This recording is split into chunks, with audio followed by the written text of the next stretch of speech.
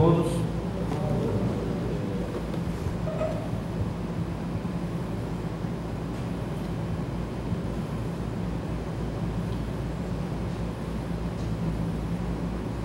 Então,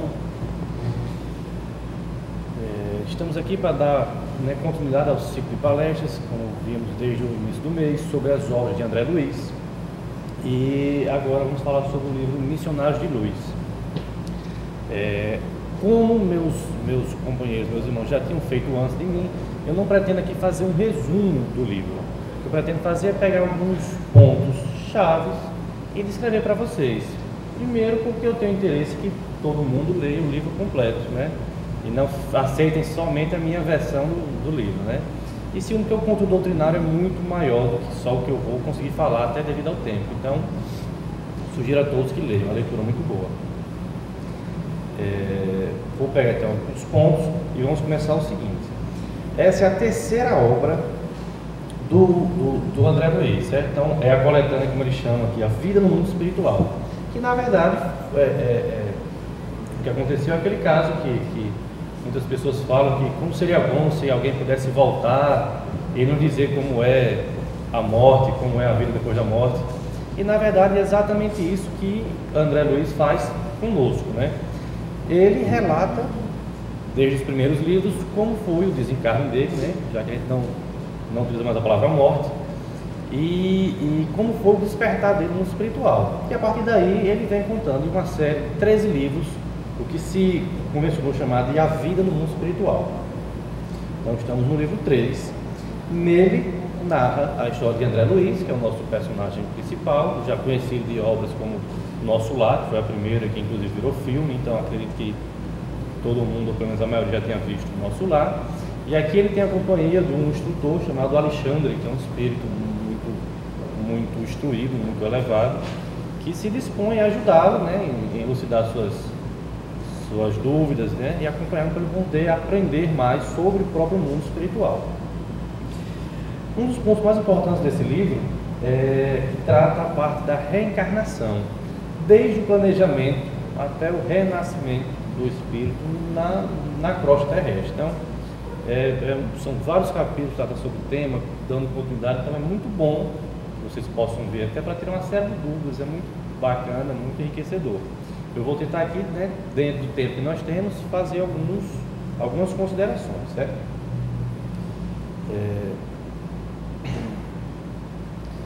Vamos falar sobre um capítulo chamado Preparação de Experiência, certo? Onde ele conta a história de Segismundo. Segismundo, ele é, por acaso, amigo do instrutor de André Luiz, Alexandre, certo? Pessoal, não vamos perder os nomes, são muitos personagens. Então, ele é chamado a ajudar Segismundo, que desencarnou, está no mundo espiritual, está tentando o planejamento reencarnatório dele para poder voltar à Terra e conseguir cumprir sua missão com mais facilidade, já que nem sempre a gente consegue vir e executar o que for planejado. E pede ajuda desse irmão Alexandre, certo? O caso é o seguinte, pessoal. Temos aqui André Luiz, de costas, o instrutor Alexandre aqui de barba, e lá ao fundo um casal chamado Adelino e Raquel, certo?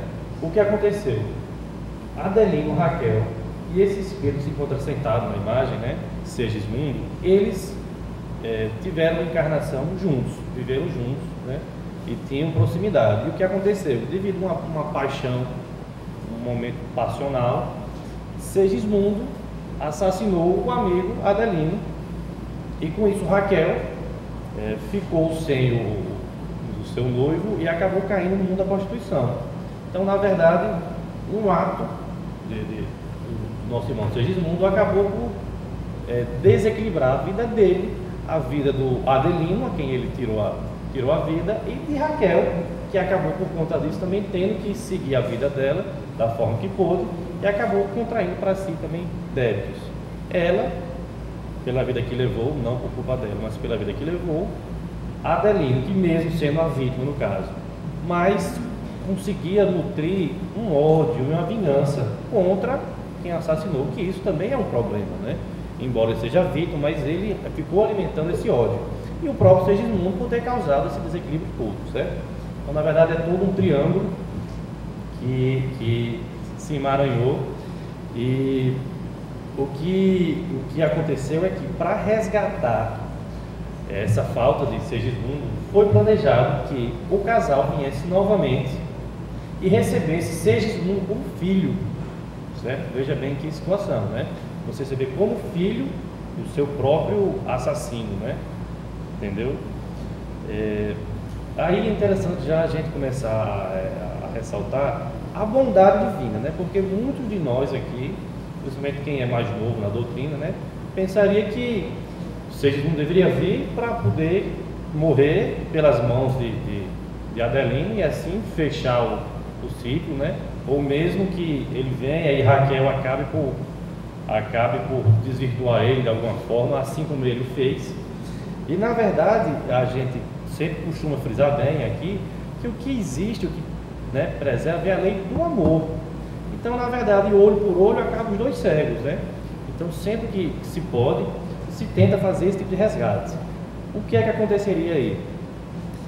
Adelino provaria, né, que perdoou o assassino, né, assim como Raquel, e o assassino, Segismundo, né, viria constrangido a esse lar, e com isso iria aumentar as feições dele com a família, porque você imagine que se você, por exemplo, tem alguma desavença com um colega seu de trabalho, com um vizinho, é mais fácil você não andar com ele, você, né, quando ele chegar você se afastar, mas quando se está em família é sempre mais complicado essas relações, né? Na verdade a gente sabe que a família é o primeiro laço, né, o nosso primeiro mundo, a gente tem que aprender a conviver com cada um.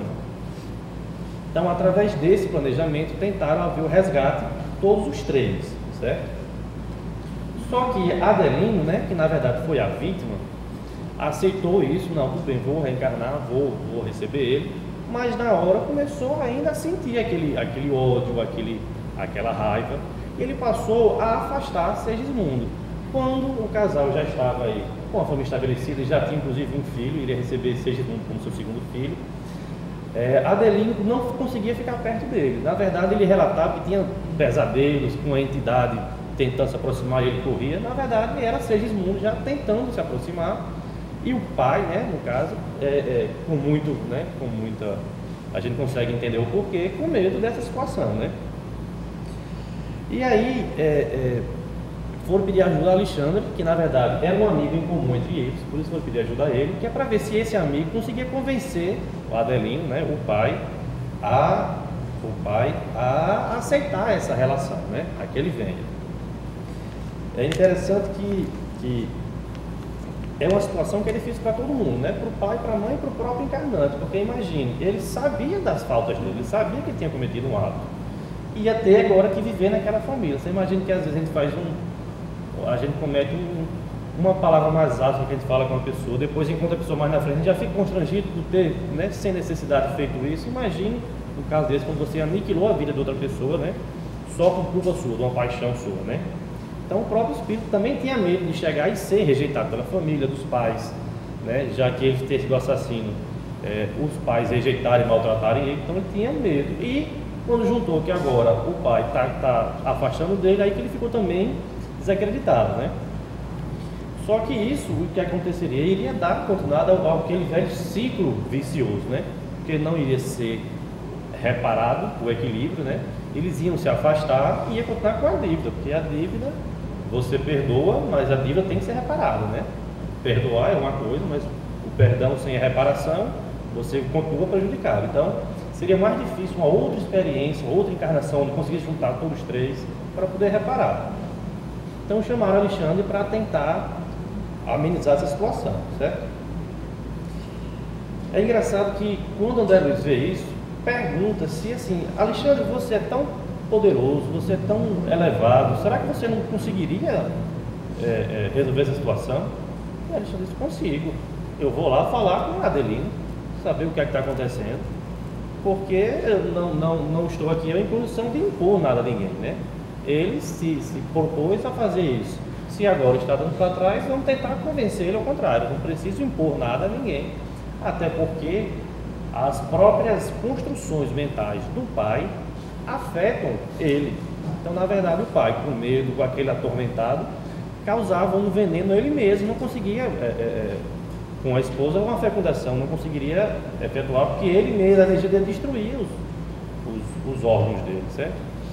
E o mesmo acontece com as mulheres. Muitas vezes as mulheres também têm certas preocupações, certas tormentas, que não conseguem fixar o feto e acaba por um casal não conseguir ter filhos somente por conta de desequilíbrio de um dos dois, né? Alexandre então mostra, né, para André Luiz, pede para ele ir voltar lá em Nosso Lar e ir lá no Ministério da Planejamento Encarnatório, certo? Que é na verdade um instituto onde faz todo esse tipo de preparação.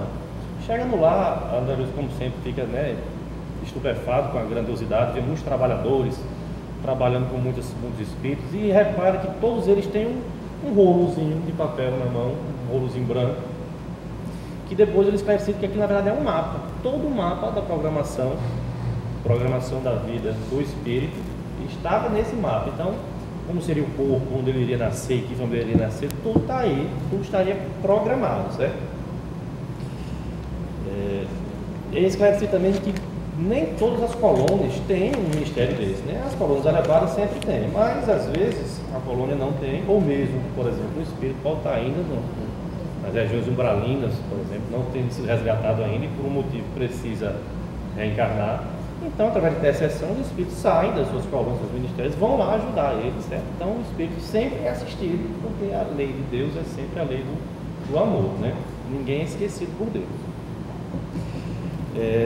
Nesse ministério, André Luiz toma conhecimento das organizações que acontecem no planejamento, porque muitas vezes, como ele viu lá, as próprias pessoas que vão encarnar pedem algumas modificações no seu corpo, ou que nasçam em um local específico, ou que nasçam em uma situação específica, para que ele possa ajudar a cumprir a missão dele, certo? E principalmente não voltar a cair como fizeram da última vez. Então ele relata o caso de um irmão que pediu para o cooperador dele que ele nascesse com um problemazinho congênito na perna, certo? Basicamente pediu para nascer puxando da perna. Por quê? Porque depois de ter desencarnado, né, e saído da carne, ele percebeu o que fez, ele viu que ele era muito vaidoso. E a vaidade acabava por atrapalhar ele. Ele gastou muito tempo cuidando da vaidade, do egoísmo dele, do ego dele, e acabou por perder grandes oportunidades de tarefa, né, superior por conta disso. Então, com medo de reencarnar e voltar com o seu mesmo problema, ele pediu para vir com essa ligeira, né, nem tão grande, mas uma ligeira deformidade, que é para ver se isso lembra a ele que não se deve ser tão vaidoso, que não se deve prestar tanta atenção no ego e sim ajudar os outros, né? E um caso similar também aconteceu com outra irmã, que foi lá, né, com o mapa em mãos, disse que tinha gostado de tudo, menos que o corpo estava muito, muito ajustado, e ela disse que tinha medo de cair em uma situação semelhante, e pediu para haver um leve desregramento na tireoide, certo? A tireoide, que a gente sabe, é responsável pelo crescimento, por engordar, emagrecer. Então, ela, muito levada pela sedução, pela vaidade também, tinha levado alguns homens à ruína, gostava de usar o seu poder para fazer o mal, com medo de voltar a acontecer, pediu para... Ela, é interessante notar que assim, ela desconhecia o que ia acontecer. Ela não pediu para vir gorda, eu quero nascer gorda, até porque ninguém sabe, né? Se você, tudo bem, você vai vir, mas chega aqui, se a pessoa nasce num lar que não tem condições, como é que ela vai se alimentar ao ponto de conseguir ficar obesa? Não vai. Então, o que ela pediu para vir com a deficiência, porque aí o que acontecesse lá, saberia que ia ter alguma dificuldade, ou de crescimento, ou crescer, ou não crescer, ou engordar, ou emagrecer, mas alguma coisa que ajudasse ela a não voltar a cair no mesmo problema, certo? E também num outro caso interessante de uma mãe que tinha 4 filhos e ela era muito carinhosa, muito cuidadosa e acabou por, como é que a gente diz assim, mimou demais os filhos. Então os filhos acostumados a ter tudo, a ser muito protegidos, não cuidaram de trabalhar, não cuidaram de estudar, e quando o pai, que era o provedor, desencarnou, ficou os 4 em situação precária, né? Por conta disso, eles acabaram contraindo mais dívidas, né, pela vida que foram levando, e estavam todos os 4 em situação muito, muito mal no umbral. A mãe, compadecida, vendo que a culpa tinha sido dela, foi lá para pedir, para conseguir juntar esses 4 elementos novamente e voltar com o filho dela novamente, para ver se assim ela consegue dessa vez educar de forma melhor, para que eles, né, não só sejam filhos, mas sejam pessoas de bem, possam tomar conta de si com as próprias pernas, possam ser úteis e não só passar pela vida protegidos de tudo, né? E uma coisa interessante também que ele fala é o que ele chama dos completistas, porque ele diz que nesse mapa, nessa programação, também vem especificado mais ou menos o tempo que você vai ficar na Terra, certo? Então o irmão chegou lá e perguntou, né, ao cooperador: fulano, quanto tempo eu vou ter lá? Ele explicou: não, aqui a gente está programando 70 anos para você. E espera que ele cumpra, né? Mas eles falam que na verdade a minoria cumpre, né? Os que conseguem cumprir chamam de completistas, são as pessoas que conseguiram chegar até o estágio final da vida. Então vai com certeza ter um desencarne de forma natural, provavelmente dormindo, toda aquela situação que a gente conhece, já recebido pelos seus entes queridos, né? De forma tranquila. E chegar lá vai ser muito bem quisto, porque é uma coisa difícil. Porque a maioria se perde nos vícios, né? Imagina aquele caso de você, a pessoa começa a fumar normalmente, 12, 13 anos já começa a fumar, quando chega aos 40 já está com o pulmão, né, totalmente comprometido. Desencarna isso aí, tem aí mais 30 anos de vida, né? Porque imagina o que é que uma pessoa adulta consegue fazer em 30 anos, né? O bem que ela poderia fazer, o crescimento que ela poderia fazer para ela, para os outros. E as pessoas acabam por perder essa oportunidade, simplesmente por conta disso. De vícios, de desperdício das forças, né? Desperdício de tempo, que às vezes a gente gasta com outras coisas. Então, chamam de completistas esses irmãos que conseguem chegar ao fim da sua jornada como planejado, né? Na imagem aqui ele é um esboço de como seria aí o Instituto de Planejamento Reencarnatório, como todo o nosso lar, né? É um prédio muito suntuoso, muito bonito, muito grande, muitas pessoas trabalhando, e é lá que ele começa a ter essas noções, certo? Mas voltando, né, continuando, né, o outro capítulo, o próximo capítulo chama Reencarnação, que é continuando o caso de Segismundo. Então o que é que acontece? Nessa hora, depois de já ter feito toda a programação, visto como seria, eles foram lá visitar, né, novamente o casal e ver o que é que poderia ser feito, né? Chegando lá, o que é que o Alexandre sugeriu? Ele disse: não, tudo bem, vamos fazer o seguinte, vamos ver como é que está a situação. Assim que eles chegaram, eles viram que Segismundo já estava na casa, tentando aproximação, só que era sempre refutado, né? Conversando com o Alexandre, fez: não, vamos fazer o seguinte, vamos esperar eles dormirem, porque quando se dorme, o espírito consegue se libertar parcialmente do corpo e aí a gente consegue conversar com ele. É justamente a imagem que a gente traz aqui, certo? Percebam que aí temos 5 pessoas nessa imagem, certo? Temos 3 desencarnados que estão ao fundo, certo? Temos 2 encarnados dormindo e eles estão desdobrados aqui, o perispírito deles estão aqui em pé. Notem que como eles estão encarnados, ou seja, como estão vivos, o perispírito deles está sempre ligado ao corpo, certo? Quem não está ligado ao corpo é porque já desencarnou, não tem mais nenhum corpo aqui. Nesses momentos, que é comum acontecer com todos nós, né, na nossa hora de sono, a gente se liberta e consegue ter fazer algumas atividades fora do corpo, seja receber visita, seja fazer alguma tarefa. E nesse caso, o Alexandre aproveitou para conversar com ele, certo? A primeira coisa que viram é que a esposa estava bem, Raquel. O problema era com o marido, Adelino, certo? A esposa viram que assim que ela saiu do corpo, ela estava iluminada, ela passava paz, foi recepcionada por uma avó dela que era muito próxima, ia sempre visitar ela, e as duas então tinham uma noite muito tranquila de conversação. Já o Adelino não. Viam ele escuro, sem força, e viu que basicamente uma névoa cercava ele. Que era o que essa névoa? Justamente o ódio que ele ainda mantinha do antigo inimigo, certo? Desejo de vingança, todo esse tipo de coisa, certo? Vendo a situação que não era simples, Alexandre chegou para conversar com ele, né?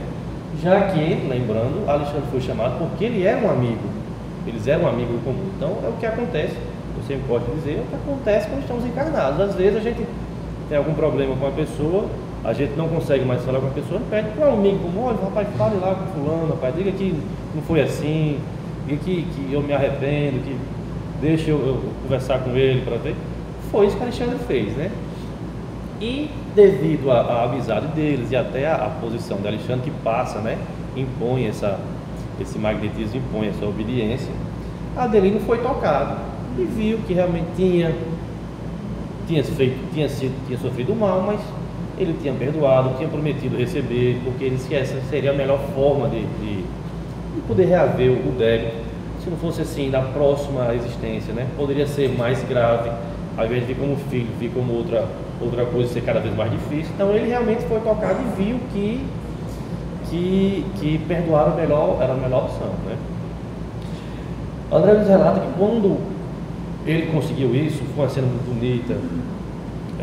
Se ajoelhou diante dele, beijou as mãos, ele também, né, vendo que o perdão era real também, voltou a se iluminar, diz que dissipou totalmente aquela nuvem que em torno dele. É interessante notar que ele tinha isso, e essa nuvem a gente sabe, até vai ter um seminário sobre isso, que muito de nossa saúde é influenciado por nós mesmos, nossos pensamentos, nossas angústias, né?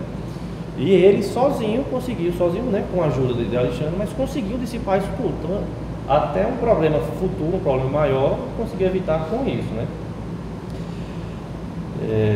E aí, com os três reconciliados, né? Raquel já estava bem, né? Mas Adelino e Segismundo reconciliados, o perdão aconteceu, puderam então tratar do processo de reencarnação efetivamente, certo? E aí combinaram de voltar, né, posteriormente, para poder fazer efetivamente a ligação de Segismundo, o espírito dele, ao novo corpo, certo? Visto que eles tiveram que voltar, porque essa situação estava muito complicada por conta do pai, né? Porque o pai estava afastando o mundo, podia ser que não conseguisse. Aí Alexandre explica também que nem toda encarnação é difícil desse jeito, certo? Diz que na verdade existem muitas encarnações que são muito simples, porque porque o próprio útero, né, funciona como um vaso, como ele diz aqui, um vaso fortemente magnetizado. Então basta o interesse da mãe de ter um filho e do espírito de engravidar. Se houver a sintonia, já consegue acontecer a ligação entre eles de uma forma muito simples. E diz que muitas encarnações são feitas dessa forma, né? Porém, algumas precisam dessa ajuda, como é o caso de Segismundo. Porém, é uma ajuda pequena, pessoal, viu? Isso acontece coisas ainda mais trabalhosas. Pequena porque Segismundo, mesmo tendo cometido aí um assassinato, ele não era um espírito ruim. No momento passional, cometeu um erro. E a justiça divina, a bondade divina, permite que você volte e repare o erro e continue com sua vida, né? Então, como ele não era nem bom, não é aquele espírito elevado, até porque se fosse, ele mesmo podia vir, planejar o que queria fazer, né? E nem era também mal aquele espírito devotado ao crime, era um espírito mediano, permitiram que, com o auxílio de instrutores superiores, fosse feita essa encarnação, certo? Então chegou ao dia, André Luiz voltou à casa e viu que a casa já estava com diversos colaboradores, porque disse que era um trabalho grande, certo? Perguntou como seria e Alexandre respondeu, não, aqui é o seguinte, vamos fazer a ligação do perispírito de Segismundo até o óvulo fecundado, né? E aí André Luiz ficou até meio assim, aí como é que vai funcionar? Eu falei, não se preocupe. A ligação, a fecundação não ocorre imediatamente no ato sexual, na união sexual. Ocorre horas depois, então não precisa estar nenhum espírito dentro do quarto de ninguém, porque enfim, espíritos evoluídos, espíritos retos, são muito respeitosos, não têm interesse em ficar vendo, né, a intimidade de nenhum casal. Então, enquanto esperavam do lado de fora do quarto, começaram a ajudar Segismundo a um processo que eles chamavam de miniaturização, porque Segismundo tinha desencarnado, era um espírito adulto e precisava mentalizar a forma de criança. Ele precisaria voltar, o perispírito dele precisaria voltar a ser uma criança para poder nascer. E a gente já sabe que o perispírito tem esse molde, ele se adequa ao formato que o espírito deseja. Por isso que, quando desencarnados, às vezes o espírito aparece jovem, às vezes aparece velho, às vezes com alguma deformidade, porque ele tem esse poder plástico. Então eles foram ajudando Segismundo, pedindo para ele mentalizando a forma fetal, a forma pré-infantil, foram aplicando passes nele. André Luiz que viu uma coisa linda, que foi o perispírito efetivamente diminuindo pelo tamanho de uma criança até ficar de um bebê, realmente. Porque precisaria que ele tivesse desse formato para poder facilitar a reencarnação, certo? Depois de algum tempo, já nesse formato de criança, certo? Eles entraram no quarto, quando viu lá já estava uma festa. Ele descreve como mais de 100 espíritos nesse momento, junto do casal que já dormia, o casal que já tinha dormido e já estava desdobrado, como na imagem aqui. E aí isso é interessante você lembrar, porque a reencarnação é como o nascimento aqui. Do jeito que quando nasce aqui uma criança, a gente vai no hospital mesmo, já vê lá, a família não consegue nem esperar a mãe se repor, já vai, quer estar lá no quarto na hora, os amigos passam aí meses sem visitar. Da mesma forma no mundo espiritual, vários amigos de Raquel, de Adeline, de Segismundo foram ver e foram prestar homenagem a eles, auto-homenagem, antes de reencarnar, né? Então disse que era um ambiente muito bonito, um salão muito iluminado, certo? Explicou que Segismundo, que tinha uma feição, ao encarnar, ia, pelas leis dos corpos hereditários, eles iam se pegar traço do pai, traço da mãe e ter um novo corpo. Porém, esse corpo também sofria influência da mãe, sofria influência dele e sofria influência dos cooperadores que trabalhavam com ele, certo? Como assim? O próprio espírito podia pedir para nascer, por exemplo, como o irmão pediu, com um problema na perna. Então, independente que a mãe, o pai, a saúde do pai e da mãe, o espírito tinha problema para vir assim. Então, o feto viria desse jeito. A mãe, por exemplo, através dos próprios pensamentos, consegue isso, mas é o caso sempre se vê também mães que usam de drogas durante a gravidez, acarretam problemas sérios para os filhos, inclusive deformidades, né? E os cooperadores que podem chegar e dizer, não, você vai encarnar, mas vamos dessa vez nascer com esse tipo de defeito, esse tipo de coisa, para você ter uma experiência diferente. Então, na verdade, sofre influência, além dos cromossomos do pai e da mãe, dessa série de coisas, certo? Depois disso, ele viu efetivamente deixa eu ver se está aqui já. Ele viu efetivamente, nessa imagem aqui, a mãe receber o perispírito de Segismundo, já em formato de um bebê, certo? Ele disse que esse é um momento tão bonito que ele viu, André Luiz narra, né?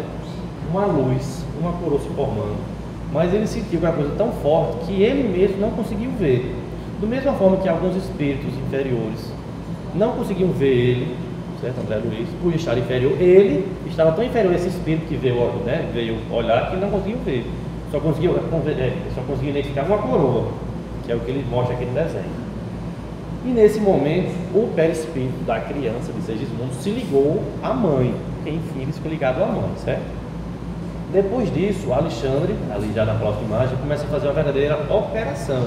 Ele narra como se fosse assim, uma tela, vendo diretamente aí o ovário da mãe, vê os elementos masculinos, né, andando, caminhando até o óvulo. E Alexandre identifica qual é o melhor lá, que ele viu de acordo com o mapa, dá vamos dizer, um passe nesse espermatozoide, e ele de repente avança e chega ao local correto do óvulo e consegue fecundar. A partir daí, André Luiz diz que nesse momento de fecundação ele já vê um foco de luz no óvulo fecundado. Depois daí efetivamente pega o perispírito de Segismundo, liga ao feto, liga ao óvulo, e já vê que aí já começa a se mexer, se movimentar, e começa o trabalho de divisão celular, e aí continua o processo biológico que a gente já conhece. Então ele ficou muito espantado com isso, porque nunca imaginou, né, enquanto encarnado, que houvesse esse tipo de colaboração, né? É efetivamente uma operação, né? E aí passa já está ligado, né? No próximo capítulo sobre proteção é exatamente a época da gravidez, né? Isso aí foi a fecundação, então teve toda a gravidez. Aí depois que foi fecundado, ele, vez ou outra, voltava a visitar Segismundo aí, e via que a divisão celular, o crescimento do feto era uma coisa puramente mecânica, certo? Não precisava de um espírito vir e estar dividindo a célula. É uma coisa que a natureza já tomava conta, as leis de Deus, né? Só lembrando que, como o perispírito já estava ligado, então o óvulo, né, o feto ia se formando nos moldes do perispírito. Então, se o perispírito, por acaso, nascesse sem um braço, tivesse faltando um braço, o óvulo, né, quando fosse dividir, iria se dividir sem aquele braço, e até que ficasse no formato que foi programado para ele. Então, é por isso que acontece esse tipo de coisa. No processo de gestação, a cada célula que é criada, ela é ligada ao perispírito. Então, o perispírito da criança vai se ligando cada vez mais ao feto, até o ponto onde o feto está totalmente formado, que é quando a ligação se completa. Todas as células já existem ali, são ligadas. Então, nesse momento, é o momento que acontece o nascimento. Onde está aí é quando a criança começa a querer sair, entendeu? Dá-se o nascimento. E dá-se o nascimento, mas ainda não se diz efetivamente que a experiência está completa, porque relata que, na verdade, até mais ou menos 7 anos de idade, essa encarnação ainda está em processo de finalizar, certo? E é comum a gente ver que até os 7 anos é comum as crianças ainda serem um pouco mais sensíveis, certo? A verem algumas coisas, a ver um amiguinho imaginário, a ouvir a coisa, a brincar, mas assim, que é um processo normal, que ainda está muito recente, a encarnação ainda não completou normalmente. Nesse passo também é escolhido o espírito que vai ser o guardião daquela criança, que na verdade era um amigo já deles, Herculano, que se prestou a isso. Fez, não, eu quero ajudar meu amigo Segismundo, que ele está precisando, ele me ajudou muito lá, e agora eu vou ajudar ele, vou tomar conta dele, que é o que outras filosofias chamariam de, por exemplo, anjo da guarda, né? Espírito guardião ou alguma coisa assim, que fica próximo da criança, normalmente até esses 7 anos, certo? E depois vai se afastando, sempre fica perto, mas vai se afastando, igual acontece com o pai e a mãe, que quando a criança é pequena é do berço do braço pro berço, né? Quando vai crescendo, você vai sempre tomando conta que uma criança, quando começa a andar, né, ela já está andando, mas você não pode deixar ela andar só, porque senão faz todo tipo de estripulia. E quando vai passando, você vai conseguindo deixar ela mais à vontade. A mesma coisa acontece com os protetores espirituais. Quando a criança é pequenininha, ele está lá direto, evitando uma coisa, outra, ajudando isso. E quando vai crescendo, vai se afastando, mas sempre auxilia esse irmão que ele tem essa missão, né? Então, basicamente esse é o processo de reencarnação, desde o planejamento até o nascimento. Logicamente, esse é um caso de sucesso, né? Porque o livro relata também, no outro capítulo, um caso de fracasso. O que é o caso de fracasso? Era uma mulher que ela já tinha tido 3 gestações e já tinha abortado os 2 fetos anteriores. E a espiritualidade já tinha decidido, olha, vamos fazer outra tentativa aqui, porque ela está precisando receber esse irmão que se comprometeu e ele está precisando disso, mas ela, devido aos excessos, às atitudes dela, não estava conseguindo honrar com os compromissos. Então, ela já grávida de meses, devido ao costume, aos vícios, chamaram ela para uma festa e ela disse que ia e queria ir e tinha que ir. A espiritualidade já sem ter o que fazer, vendo que a criança já estava se desligando do útero, porque estava sendo muito maltratada, conseguiu que uma amiga dela, né, conseguiu falar, vamos dizer assim, intuir uma amiga dela para conversar com ela, e a amiga disse, olha, não vá, fique ver sua situação, você vai perder essa criança, pode fazer mal. E ela, muito impassiva, não queria, né, mudar de opinião, disse, não, eu quero ir. E foi, chegou lá, começou a beber e começou a fazer, né, os atos, os excessos dela. A espiritualidade, vendo que a criança já ia se soltar, foi lá e resgatou esse espírito, que já estava, no caso, como se ele não estava lá, né, já estava ligado à mãe. Foi lá, retirou esse perispírito. Então retirou a criança, que já estava junto à mãe. Quando retirou ali o laço que liga o perispírito, a criança ao feto, aconteceu o aborto, já foi de lá direto para o hospital, a hemorragia, todo esse processo que se tem. E fica ela com essa situação, tendo que passar por essa situação, por essa missão, e por culpa dela vai atraindo compromissos ainda piores, né? Que vai se agravando, né? Ao invés de fazer como conseguiu Adelino e o Segismundo, né? Perdoarem e seguirem, eles acabam por contrair mais dívidas, né? Entendeu? Uma coisa também bacana, o fracasso, uma coisa bacana também é um capítulo que ele fala sobre a oração, porque André Luiz estava numa reunião mediúnica dentro de um centro e viu que lá estava tudo bonito, tudo protegido, tinha uma cerca fluida que protegia, então os espíritos mais densos ficavam fora, os irmãos entravam acompanhados, então só em entrar o irmão já sentia melhora, tomava um passe aqui, já sentia leve. Porém ele viu que quando acabou a reunião, ele saiu com o Alexandre e lá fora já tinha duas entidades do lado da calçada. Quando o irmão passou, já passou chamando elas. Então André Luiz, né, já viu que estavam encarnados no meio e as duas entidades escuras acompanhando ele, né? E ele, com o olhar dele, né, espiritual, viu o que ele chama de larvas psíquicas, larvas espirituais na região da bexiga, uretra, todo esse tipo de toda essa região, porque ele descobriu que o irmão era viciado sexual, tinha grandes deslizes e não conseguia se domar.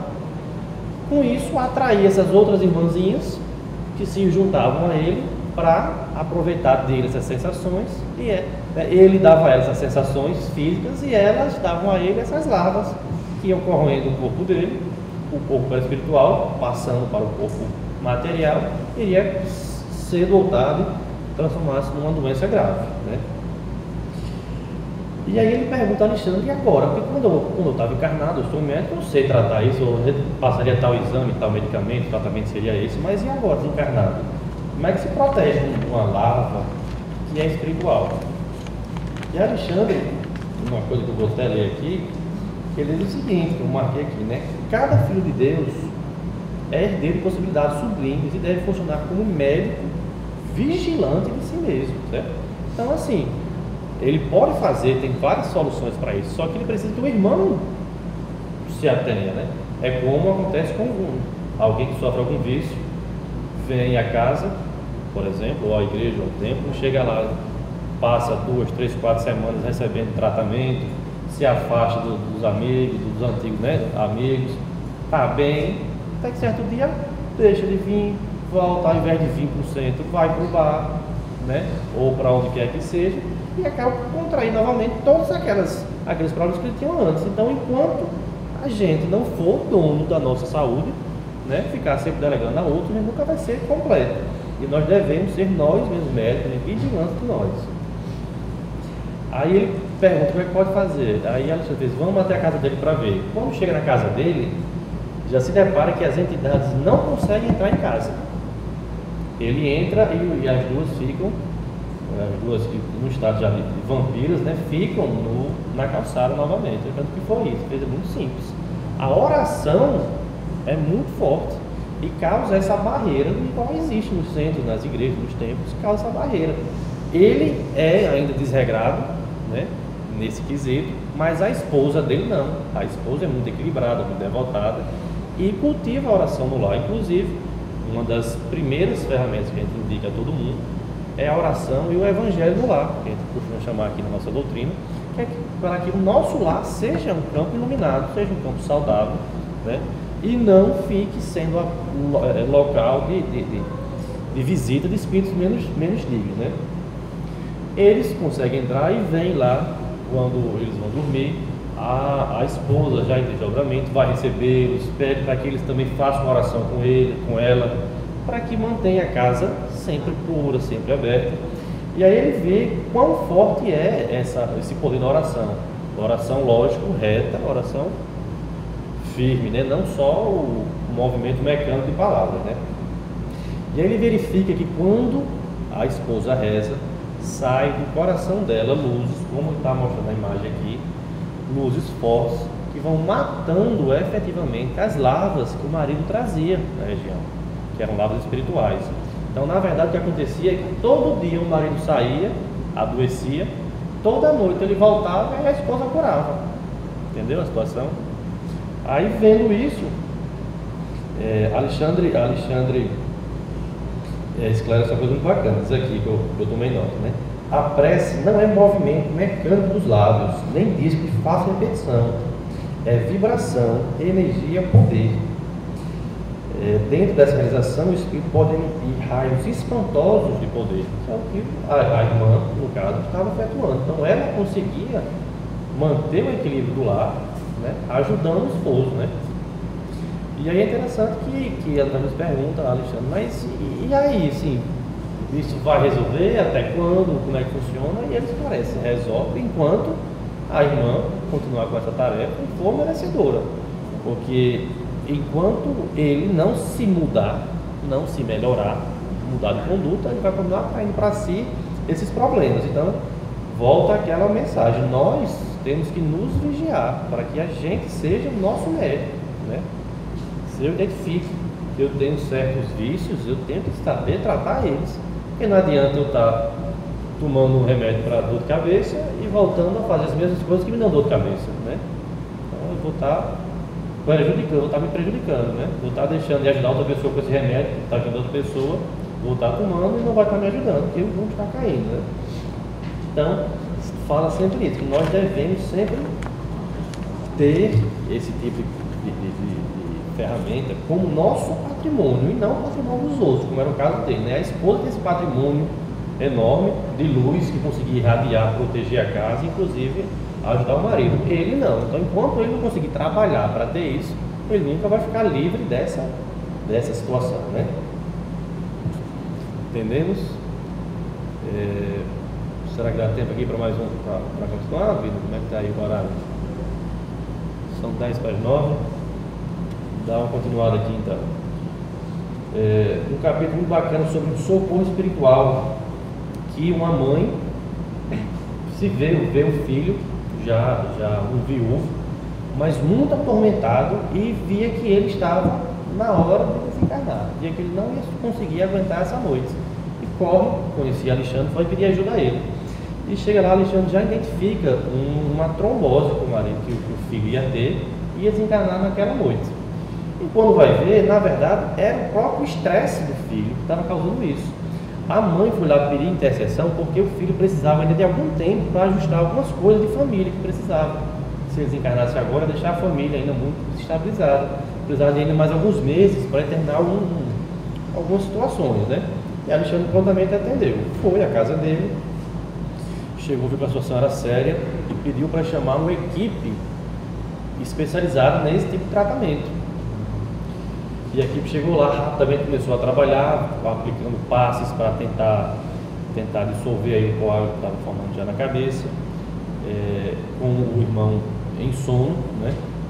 Mas via que ele já estava quase que totalmente desprendido do corpo, então ele já estava realmente desencarnando. Se demorasse mais, ele se soltava, né? E ele conseguiu ir trabalhando esse problema dele, certo? Então, Alexandre explicou que existem muitas equipes como essa, que passam aí as noites a ajudar quem precisa. Diz que essa ajuda é mais comum à noite, porque diz que, curiosamente, de dia o próprio sol ajuda a absorver muitos dos pensamentos que a gente traz. Porque sabe que o que a gente pensa, a gente materializa no plano, né, no plano espiritual aqui. E à noite não, por isso que ele diz que é muito mais comum esse tipo de doença acontecer à noite, que é quando a gente fica realmente mais preso aos nossos problemas, pensando nas nossas situações. Aquilo vai causando cada vez mais maiores, vai causando mais problemas, até acarretar uma situação como essa, que ele ia desencarnar nesse momento. E aí os irmãos vão e também conseguem, com a ajuda, o caso como já era tão sério, que eles não conseguiam simplesmente chegar lá e aplicar um curso espírita e aplicar um passe. Eles precisavam da ajuda do irmão encarnado para que ele possa doar fluidos para o irmão que precisava. Então, chamou lá o instrutor e falou: não, eu conheço um irmão que nos ajuda, é fulano, ele mora aqui perto, eu consigo com ele, ele é razoavelmente bem, ele não é também esse equipamento todo não, mas é uma pessoa equilibrada e consegue nos ajudar se a gente precisar. O irmão foi chamado, chegou lá, o irmão estava encarnado, então ele foi em desdobramento, como aquela imagem, né, foi ainda ligado ao corpo, mas conseguiu doar um pouco do seu fluido vital para que os espíritos pudessem usá-lo para curar o irmão que estava precisando, que estava com a trombose para matá-lo, né?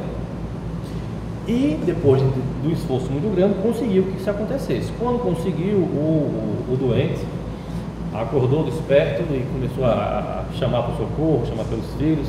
E até interessante que aí os instrutores disseram, bem, quando ele já está assim, quer dizer que ele está bem, né? Está vivo, né? Ficou, e agora vai procurar o tratamento médico adequado, porque também nem só de energia espiritual vive o homem, ele tem que se cuidar. Mas também mostrou que isso não é uma cura definitiva. Por quê?